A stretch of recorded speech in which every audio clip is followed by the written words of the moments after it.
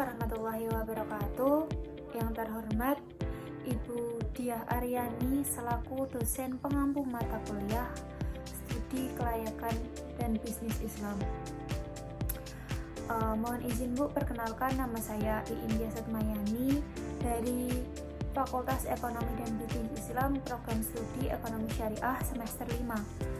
Nah, di sini saya akan memaparkan materi mengenai aspek hukum dalam studi kelayakan yang telah didiskusikan dengan kelompok kami.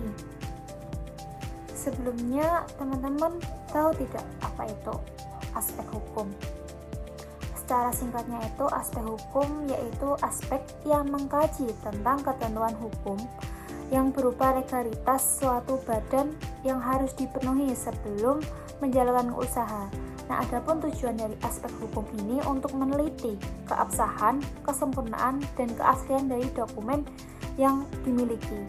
Setelah kita mengetahui secara singkat pengertian dari aspek hukum, di sini saya akan menyebutkan jenis-jenis dari badan usaha.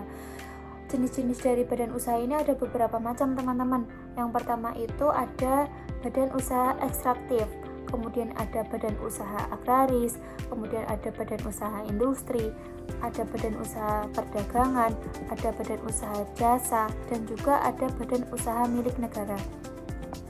Setelah kita mengetahui badan usaha apa saja, tentunya dalam menjalankan usaha tersebut harus ada perizinan. Nah, selanjutnya ini materi mengenai jenis-jenis izin usaha. Sebelum melakukan usaha kan tentunya harus mendapat izin, teman-teman. Itu ada izin surat berdagang atau SIUP, kemudian surat izin usaha industri, ada juga izin usaha tambang, izin usaha perhotelan dan pariwisata, izin usaha farmasi dan rumah sakit, izin usaha peternakan dan pertanian, izin domisili dimanapun perusahaan itu didirikan.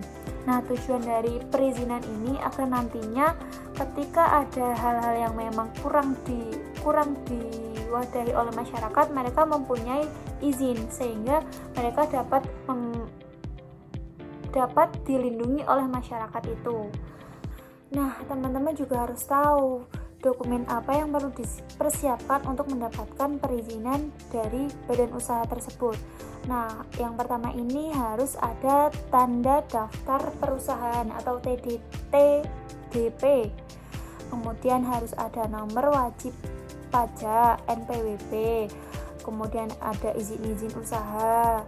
Kemudian ada sertifikat tanah atau surat-surat berharga yang dimiliki. Nah, setelah itu teman-teman bisa mengajukan di badan-badan usaha yang memang memerlukan izin.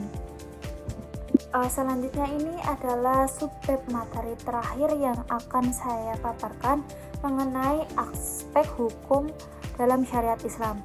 Nah, aspek hukum dalam syariat Islam ini dibagi menjadi 4, teman-teman, yang perlu diketahui.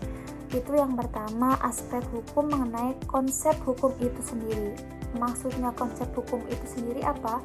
Maksudnya hukum di kalangan ahli usul fikih berarti kitab Allah, yaitu kalam nafsi, yaitu yang berhubungan dengan perbuatan para mukhalaf, baik mengandung tolab maupun mengandung wad, baik mengandung tuntutan atau perintah maupun mengandung sebab, syarat, dan mani.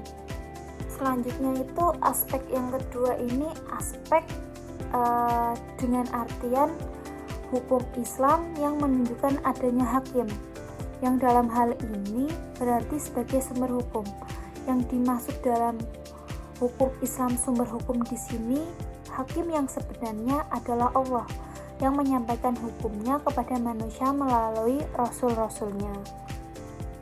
Kemudian aspek yang ketiga ini aspek hukum Islam itu sendiri, seperti objek dari hukum tersebut.